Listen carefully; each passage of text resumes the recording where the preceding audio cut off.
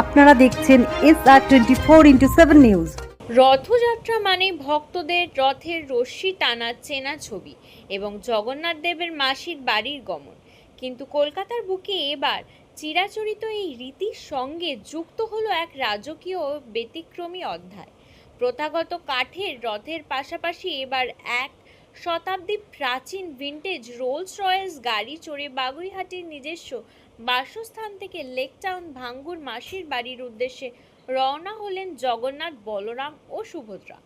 পুরী, মাহেশ বা ইস্কন রথযাত্রা চেনার উন্মাদনার মাঝে কলকাতার বাগুইহাটির এই উৎসব গত 8 বছর ধরে এক অনন্য রূপ ধারণ করেছে। রজত কুমার সরফ ও মহুয়া সরফের আন্তরিক উদ্যোগে আয়োজিত এই রথ উৎসব প্রতিবারই সাধারণ মানুষের নজর কাড়ে। তবে এইবারের প্রধান আকর্ষণ ছিল সুসজ্জিত সেই শতাব্দী প্রাচীন রোলস রয়েস গাড়িটি।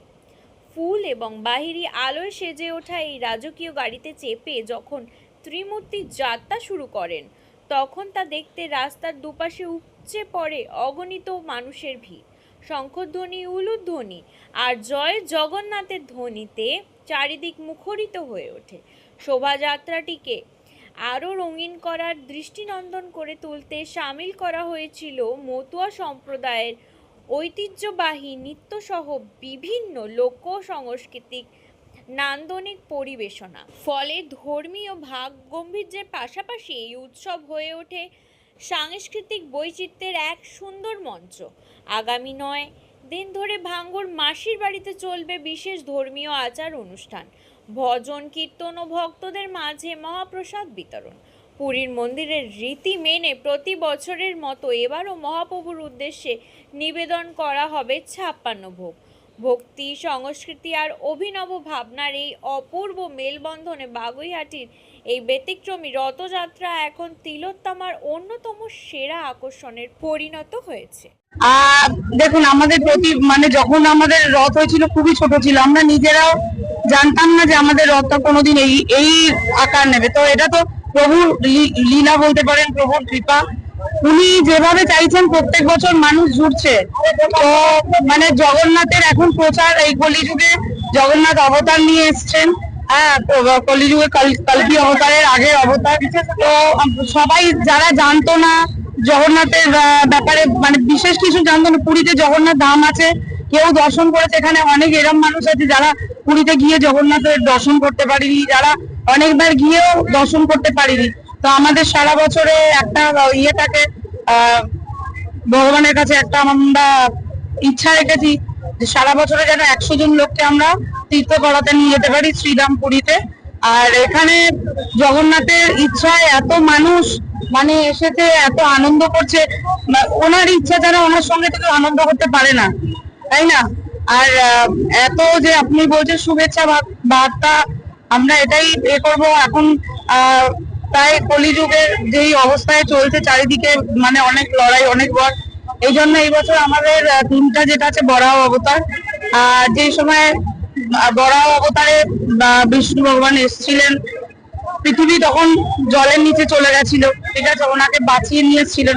আজকেও আবার জগন্নাথকে বরাহ অবতারে আমরা ওনার কাছে প্রার্থনা করছি আবার আসুক, আবার আমাদের প্রকৃতিকে, আবার পৃথিবীকে আবার বাঁচাক, নতুন করে আবার নতুন কিছু সৃষ্টি হোক, বর বন্ধ হোক। এটাই আমাদের ভগবানের কাছে প্রার্থনা আর সবার কাছে শুভেচ্ছা।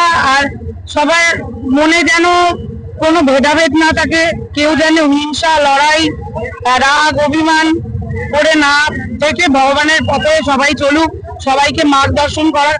এখানে এরকম প্রচুর মানুষ আছে যারা অনেক চেঞ্জ হয়েছে আমাদের সঙ্গে, এই রথযাত্রায় রথের দড়ি টেনে অনেক মানুষের অনেক কিছু ভালো হয়েছে, অনেক মানুষ অনেক ভুল রাস্তা থেকে ভালো রাস্তায় চলছে।